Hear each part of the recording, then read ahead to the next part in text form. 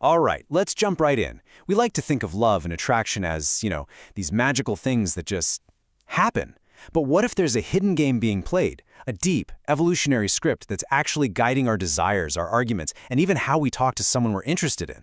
Today, we're going to pull back the curtain on the powerful and often invisible forces that turn attraction into a kind of strategic battlefield. And this quote right here, from biologist G.C. Williams way back in 1966, just nails it. It completely reframes romance. It's not just a partnership, it's an evolutionary negotiation. You've got skilled salesmanship on one side and well-developed sales resistance on the other. This right here is the central conflict we're going to unpack. So, here's our game plan.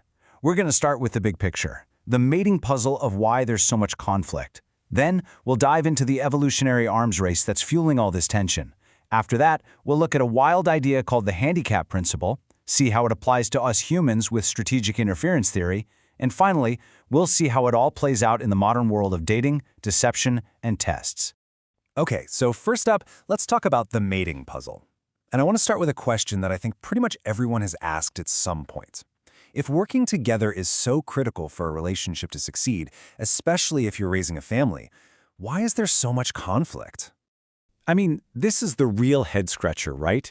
When two people have kids, their genetic fates are, as one biologist put it, inextricably intertwined. Basically, if you win, I win. That should create this immense pressure to cooperate, to just get along. And yet, what we actually see and experience is a world full of misunderstandings, friction, and arguments. It just doesn't add up. There has to be something deeper going on.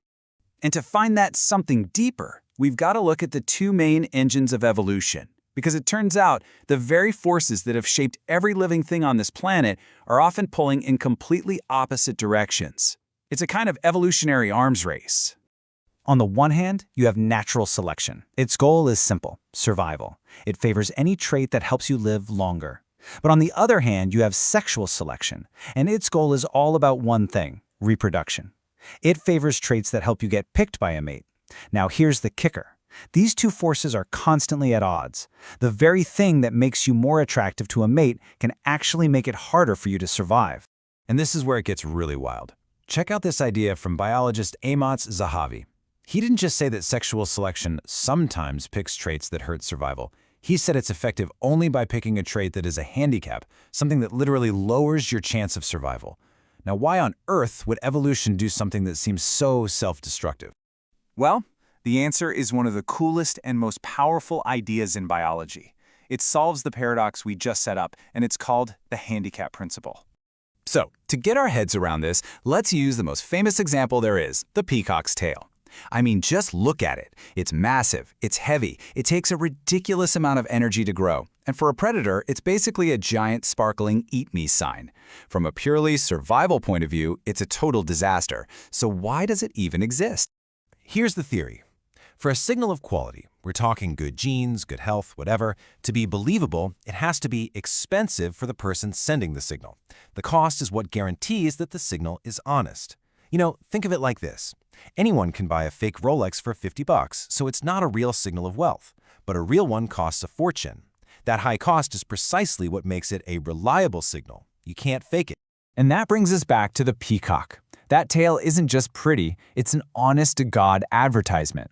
The peacock is basically shouting, hey, look at me. I am so healthy, so strong, and so genetically awesome that I can afford to grow this ridiculous, costly tail and still not get eaten.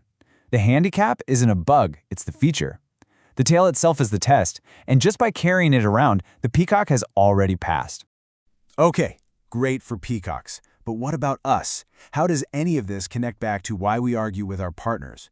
Well, this is where we bring it all back home to humans, with a really powerful idea from evolutionary psychologist David Buss. It's called strategic interference theory. And it sounds fancy, but the idea is actually super simple. Conflict isn't just random bad luck. It happens when one person's strategy for getting what they want gets in the way of another person's strategy.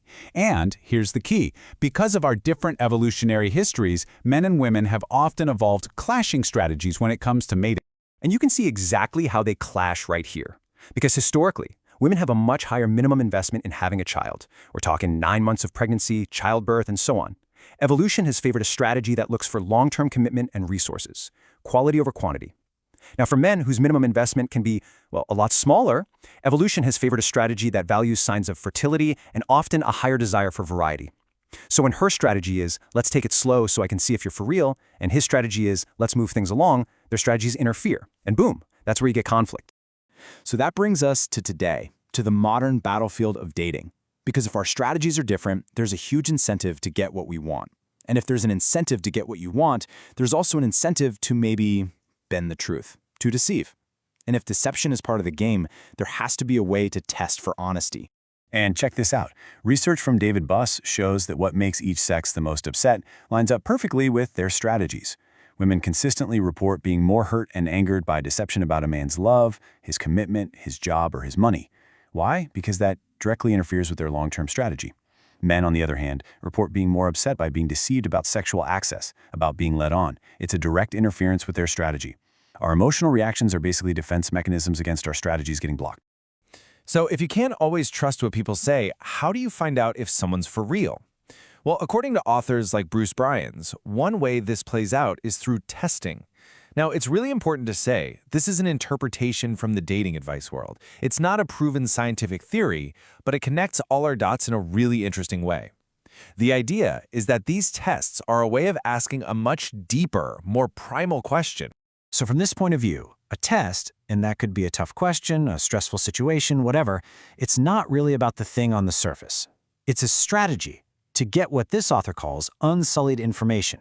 It's a way to bypass all the talk, all the salesmanship, and see who a man really is by his actions when the pressure's on. In a way, it's the modern psychological version of the peacock's tail. It's a way to check for that honest signal of quality hiding underneath the pitch. And all of this leaves us with one last really big question. We've gone from the puzzle of relationship conflict to the evolutionary arms race to the power of costly signals, and all the way to how these strategies clash in our own lives. So if these scripts for attraction, for arguments, for testing each other, if they're all this deeply wired into our biology, how much are we really in control of our love lives? And how much are we just actors in a play that was written a very, very long time ago?